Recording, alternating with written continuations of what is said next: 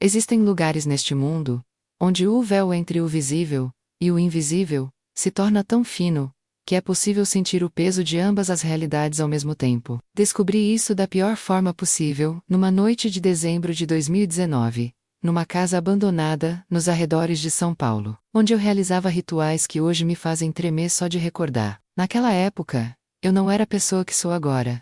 15 anos praticando feitiçaria, invocações, trabalhos espirituais que prometiam dar às pessoas tudo o que desejavam: dinheiro, amor, vingança.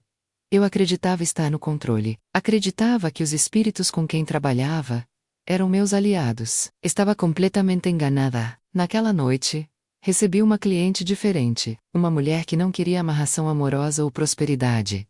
Ela queria ver o futuro. O apocalipse, a grande tribulação. Ofereceu uma quantia absurda. E eu, na minha arrogância, aceitei. Preparei o ritual mais elaborado que já havia feito. Invoquei entidades cujos nomes não mencionarei, porque apenas pronuncio-los, é perigoso. E pedi que me mostrassem o que estava por vir nos últimos dias da humanidade. O que aconteceu mudou minha vida para sempre. As velas apagaram todas ao mesmo tempo.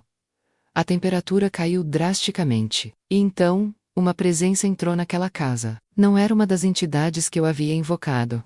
Era algo muito maior, muito mais antigo, que fez cada célula do meu corpo gritar em terror absoluto. A cliente começou a convulsionar, seus olhos viraram brancos, e de sua boca saiu uma voz que não era dela. Grave, distorcida, múltipla, e aquela voz descreveu um sistema de controle tão absoluto, que faria toda pessoa na Terra depender dele para sobreviver. Falou sobre uma marca literal na mão direita, ou na testa, sobre como quem recusasse seria caçado, perseguido, executado. Descreveu cidades inteligentes onde algoritmos decidiriam quem viveria e quem morreria. Mas o mais aterrorizante foi quando disse que esse sistema não era futuro distante. As peças já estavam sendo colocadas no lugar, faltava apenas o evento catalisador, que faria a humanidade aceitar tudo voluntariamente, por medo e desespero. E então a voz fez algo que nenhum espírito jamais fizera. Ela quebrou o círculo de proteção. As linhas de sal foram varridas por força invisível. Nesse momento compreendi. Eu nunca estive no controle. Elas apenas me usavam para seus propósitos. A mulher parou de convulsionar e sussurrou: "Eles estão vindo, e ninguém está preparado." Fugi daquela casa.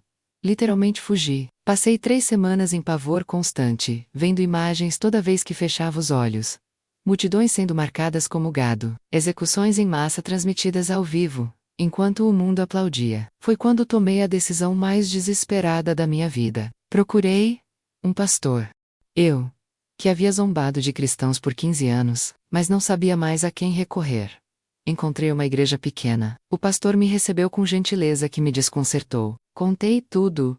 Esperei ser julgada, expulsa. Em vez disso, ele simplesmente assentiu. E disse: "O que você viu não era mentira, mas também não era verdade completa. As trevas sempre mostram apenas parte da história. Existe uma resposta. Existe uma esperança. E se você tiver coragem, posso te mostrar."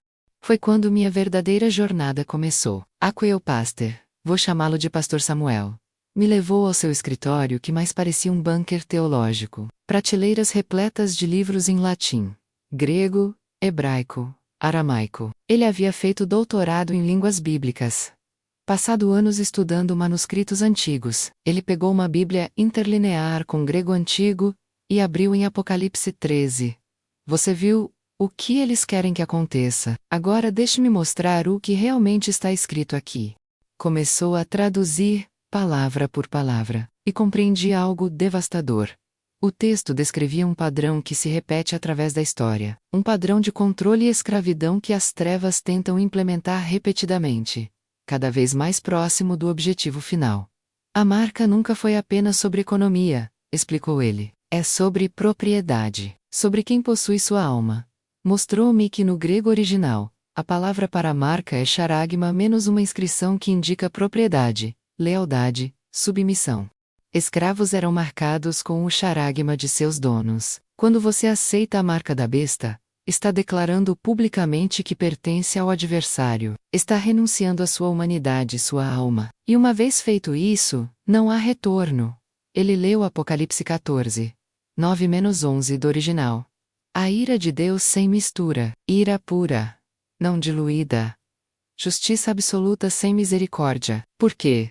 Porque ao aceitar a marca, a pessoa faz uma escolha final, irreversível, que sela seu destino eternamente.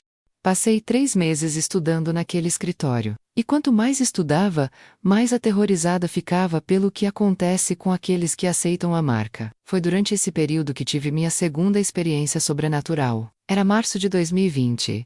Dias antes da pandemia parar o mundo. Estava sozinha no escritório quando senti uma presença novamente.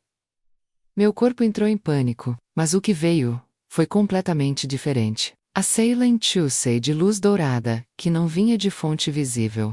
Senti paz tão profunda, que todas minhas ansiedades desalverrancei como novoa, não vi ninguém, mas recebi conhecimento diretamente na consciência. A resposta para a pergunta que me consumira. Compreendi por que a marca é irreversível. A marca não é apenas tecnologia. É um pacto espiritual. Quando você aceita, permite que algo entre em seu corpo, sua alma, sua essência. E isso altera você fundamentalmente. Destrói a centelha divina que Deus colocou em cada ser humano. Você continua vivo, mas deixa de ser humano no sentido mais profundo. E as pessoas aceitarão voluntariamente. Fila. Porque o sistema será construído de forma tão inteligente, que a marca parecerá ser a solução para todos os problemas. Pastor Samuel me mostrou documentos de organizações globalistas, onde estratégias eram discutidas abertamente. Estratégias para criar crises que levariam as massas a aceitarem soluções que jamais aceitariam em circunstâncias normais. Quando a marca for oferecida, disse ele, será apresentada como salvação. Aqueles que recusarem serão pintados como inimigos da humanidade, e a população exigirá que os resistentes sejam eliminados. Mas ele também me mostrou esperança. Embora a marca seja irreversível, a rejeição traz algo infinitamente maior: a preservação da alma, a vitória final, a vida eterna genuína. Ele leu Apocalipse 24. Vi as almas dos que foram decapitados por causa do testemunho de Jesus, que não receberam a marca. Eles ressuscitaram e reinaram com Cristo durante 1000 anos. Eles reinaram, receberam autoridade, honra, posições de liderança no reino de Cristo, porque provaram sua lealdade da forma mais absoluta. Escolheram Deus mesmo quando custou tudo. Março de 2020 mudou tudo. Enquanto pessoas compravam papel higiênico em pânico, eu estava com o pastor Samuel observando cada profecia que estudáramos se manifestar diante dos nossos olhos. Ele me mostrou propostas oficiais de organizações internacionais, passaportes digitais de saúde, identidades digitais biométricas, moedas digitais de bancos centrais, tudo sendo acelerado usando a pandemia como catalisador. Estas propostas já existiam há anos, algumas há décadas, apontou ele. A crise apenas forneceu a justificativa perfeita. Mostrou-me uma patente específica de 2019, para criptomoeda, baseada em atividade corporal. O número terminava em 060.606. Casualidade. Ou uma assinatura, uma declaração de intenção. Descobri que várias nações já implementavam sistemas de crédito social.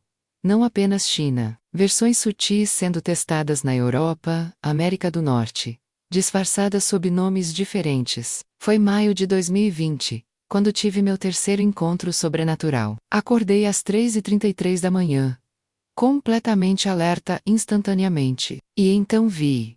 Não era visão tradicional. Estava acordada. Mas podia ver simultaneamente outra realidade. Cada pessoa tinha algo na testa ou mão direita, não físico, mas energético. Marcas espirituais brilhando com luz negra, uma escuridão que emitia luz. Essas marcas estavam conectadas. Linhas de energia fluíam para uma torre central, que pulsava com poder maligno, como teia de aranha gigantesca. Com cada pessoa sendo um fio preso ao centro. Através dessas conexões fluía informação. Pensamentos, emoções, intenções. Tudo monitorado, coletado, analisado. O mais horrível: as pessoas não sabiam. Iam sobre suas vidas completamente inconscientes da teia que as controlava. Então vi aqueles sem marca. Poucos. Muito poucos. Brilhavam diferente.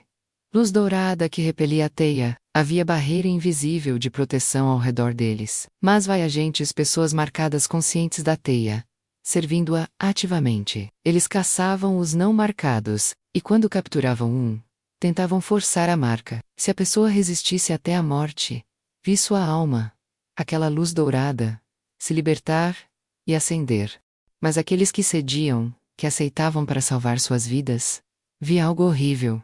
A luz dourada se apagava. Simplesmente se apagava como vela sendo soprada. E em seu lugar, vinha aquela escuridão luminosa. A pessoa continuava viva, consciente, mas algo fundamental havia morrido. A conexão com a fonte de luz foi cortada permanentemente.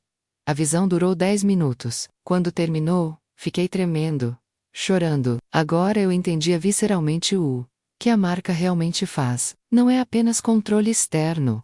É possessão. É a substituição da alma humana. Liguei para Pastor Samuel.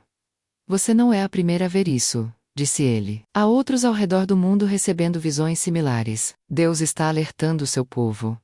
Viajei procurando evidências. Em uma aldeia remota na Romênia, conheci Ana, 87 anos. Havia sobrevivido à perseguição comunista sob Ceausescu. Ela me recebeu como se me esperasse. Você veio perguntar sobre a marca. Deus me mostrou em sonho que você viria. Nos anos 60-70, o regime comunista implementou um precursor do que está vindo. Cidadãos precisavam de documentos para comprar comida, trabalhar, viajar, mas cristãos precisavam renunciar publicamente sua fé, assinar que Deus não existia. Quem recusava era marcado nos registros. Você se tornava não cidadão, sem direitos. Caçado. Ela tinha 23 anos quando enfrentou a escolha. 70% assinaram. Eu me lembrei de Pedro que negou Jesus. Pensei talvez eu possa assinar, e depois me arrepender secretamente. Mas ouvi uma voz. Pedro me negou por medo, quando não sabia o que fazia. Você sabe. Se negar agora, com conhecimento completo, não há mais arrependimento. Esta é sua escolha final. A diferença é o conhecimento, percebi. Quando a marca vier Sira explicada, Sira Clara, e uma vez feita essa escolha com conhecimento completo, ela se torna irreversível. Ana disse não. Os próximos 15 anos foram os mais difíceis. Perdi tudo. Fui presa 7 vezes, torturada 3 vezes. Mas então seus olhos brilharam. Em cada momento de dor, eu sentia a presença de Deus tão intensamente, que a dor física se tornava quase irrelevante. Quanto mais o mundo me rejeitava, mais perto ele chegava. Contou sobre milagres, comida aparecendo inexplicavelmente, proteção sobrenatural, quando os soldados não conseguiam encontrar sua cabana, guardas cruéis, inexplicavelmente a tratando com gentileza. Mas também contou sobre os que cederam. Uma mulher no campo de trabalho quebrou após 8 meses, assinou, e vi a luz sair dos olhos dela. Nunca mais foi a mesma. Uma casca vazia. Ela se suicidou 3 anos depois. A marca não é salvação do sofrimento. É troca de um tipo de sofrimento por outro, muito pior. Sofrimento sem esperança, sem propósito, sem fim. Quando o comunismo caiu em 1989, Ana foi vindicada. Mas mais importante, ganhei algo que ninguém pode tirar. Uma intimidade com Deus que só vem através do fogo. Se eu tivesse que escolher novamente, escolheria exatamente o mesmo. No meu último dia, ela me deu uma pequena cruz de madeira desgastada. Isto esteve comigo através de tudo. Quando sua hora chegar, lembre-se. A dor é temporal, mas a alma é eterna. Escolha a eternidade. Sempre escolha a eternidade. Depois fui à China. Encontrei cristãos da igreja subterrânea. Irmão Shun, 42 anos. Passara 8 dos últimos 15 em prisão. Dedos quebrados durante interrogatórios. Cicatrizes de queimaduras.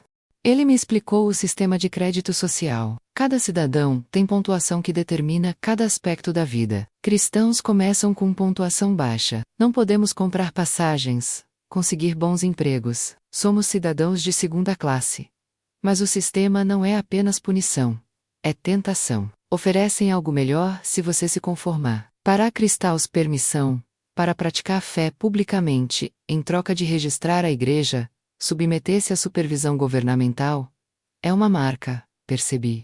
Não física, mas funcional. Aceite o sistema, e você pode comprar e vender. Recuse e é excluído. Muitas igrejas se registraram. Justificam que é necessário, mas uma vez que aceitam a autoridade do partido sobre Cristo, algo morre. A igreja se torna clube social, e, eventualmente, até a aparência de cristianismo desaparece, substituída por adoração ao Estado. Mostrou-me vídeo de igreja registrada. No altar, ao lado da cruz, uma bandeira chinesa. Acima da cruz, maior que ela, retrato do presidente. Blasfêmia. Mas eles não veem. Já cruzaram a linha, já escolheram a besta sobre o cordeiro. Quando chegar ao Ocidente, ele me alertou. Cristãos não estarão preparados. Vocês viveram em conforto muito tempo. Esqueceram que seguir Cristo sempre custou algo. Você precisa alertá-los antes que seja tarde. Voltei ao Brasil e comecei a falar. Mas a reação foi exatamente o que pastor Samuel previra. Alguns acordaram. Mas a maioria rejeitou a mensagem. Chamaram-me de alarmista, teórica conspiratória. E descobri algo perturbador.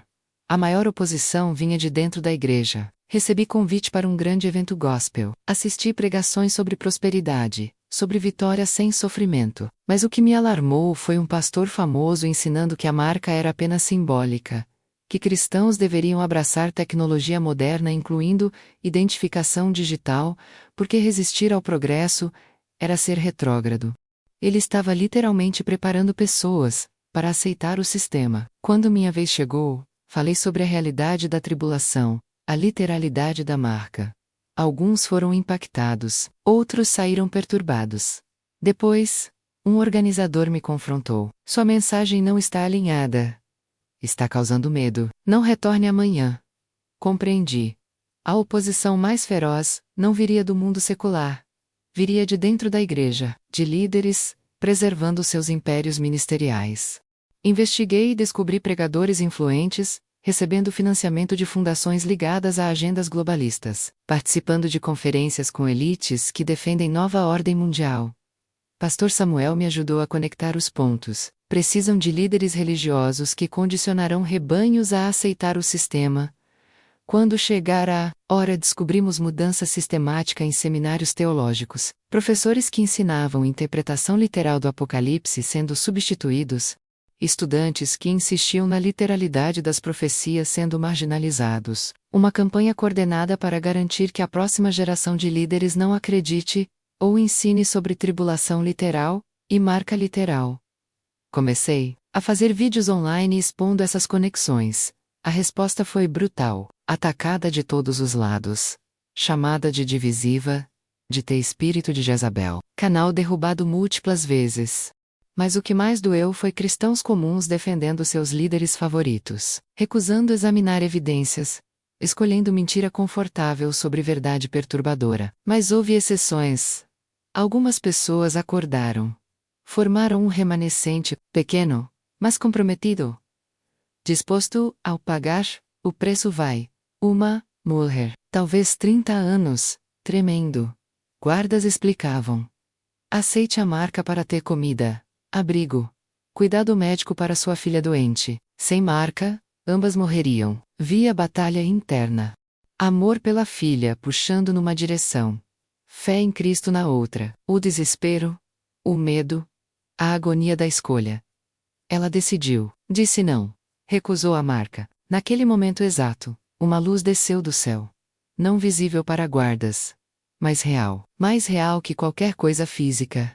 Envolveu a mulher, e ouviu uma voz. Bem está, serva boa e fiel. Você escolheu a eternidade, agora vem a recompensa. Viu o que aconteceu depois. A mulher foi executada. Sua filha também. Foi horrível. Devastador. Mas então vi suas almas se separarem dos corpos. Vi-as subirem através de dimensões de realidade que não posso descrever com palavras humanas. E vi onde chegaram.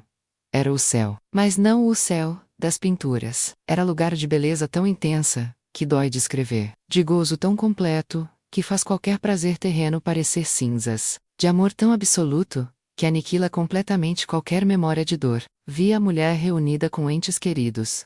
Sua filha completamente curada, rindo em jardins que faziam Éden parecer pálido. Vi Cristo pessoalmente, recebê-las, abraçá-las, colocar coroas em suas cabeças, e ouvi ele dizer: por sua fidelidade, por escolherem eternidade sobre alguns anos terrestres, vocês reinarão comigo. Terão autoridade sobre cidades, julgarão nações, e seu gozo será completo, sem fim, crescendo através de idades eternas. A cena mudou. Vi outro homem na fila. Ele também enfrentou a escolha. E ele cedeu, aceitou a marca. O que vi acontecer foi tão horrível, que acordei gritando. Acordei às 4h42 encharcada de suor. A cruz de Ana estava em minhas mãos apertada com força. A segunda parte do sonho estava gravada com clareza que não diminuía. Era absolutamente aterrorizante. Vi o momento em que ele estendeu a mão. Vi o dispositivo marcando. E simultaneamente, vi o reino espiritual. Algo entrou nele, uma forma de maldade tão concentrada que não existe paralelo na experiência humana. Como porta que deveria permanecer fechada sendo aberta à força, essa presença começou a consumir sua alma matadicamente como ácido dissolvendo tecido. Vi a imagem de Deus, nele se extinguida, apagada, destruída permanentemente. Ele continuou vivo, consciente. Mas algo fundamental havia morrido. Não era mais humano. Era uma casca. Um recipiente, para algo demoníaco. Vai-se o futuro viveu anos no sistema. Tinha acesso à comida, abrigo, mas não tinha paz. Havia vazio dentro dele que nada preenchia. Tormento constante que nenhuma distração apagava. E crescia até que, desesperado, tentou remover a marca. Mas era tarde. A marca não era apenas algo na pele. Estava conectada a algo mais profundo. O pacto havia sido selado. A escolha feita, irreversível. Viu morrer, e vi sua alma ser arrastada para baixo, para o lago de fogo que Apocalipse descreve. Ali estava consciente, sofrendo, sabendo que seria para sempre. Nunca acabaria, nunca diminuiria. E a agonia não era apenas física.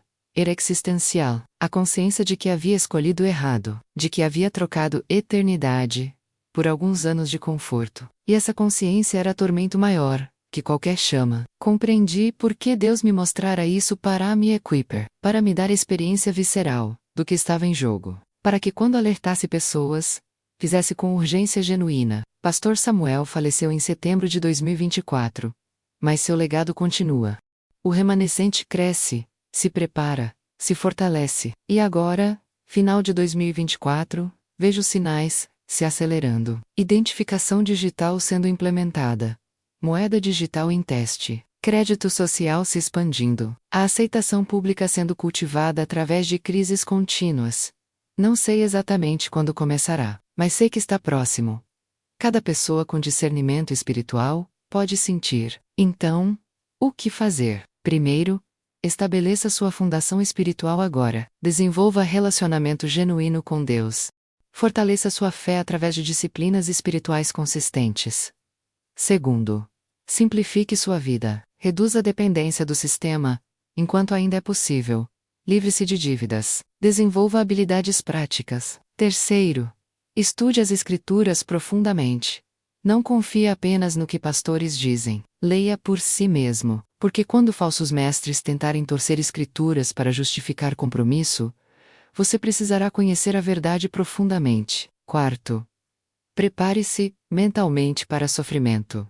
Jesus prometeu que teríamos aflições. Paulo disse que todos que desejam viver piedosamente sofrerão perseguição. Aceite isso agora, para não ser pego de surpresa. Quinto, valorize a eternidade sobre o temporal. Tome decisões baseadas em valores eternos. Pratique escolher o caminho mais difícil, quando é o caminho certo.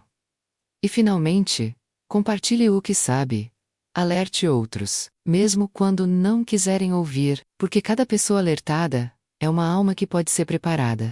Não sei se estarei viva quando a marca for oferecida, mas sei que se chegar minha vez, se eu me encontrar naquela fila, diante daquele dispositivo, sei o que escolherei. Escolherei a eternidade. Sempre a eternidade. Porque viu o que acontece com aqueles que aceitam. Viu o tormento sem fim, a perda irreversível. E viu o que acontece com aqueles que rejeitam. Viu o gozo indescritível. A recompensa infinita. o reinado eterno com Cristo. Quando você realmente entende essas duas realidades visceralmente, a escolha se torna óbvia. 70 anos no máximo, mesmo com sofrimento intenso, não são nada comparados com a eternidade. Literalmente nada. Matematicamente zero. Então eu encorajo você. Não ignore esta mensagem. Não descarte como alarmismo. Examine as evidências. Estude as escrituras.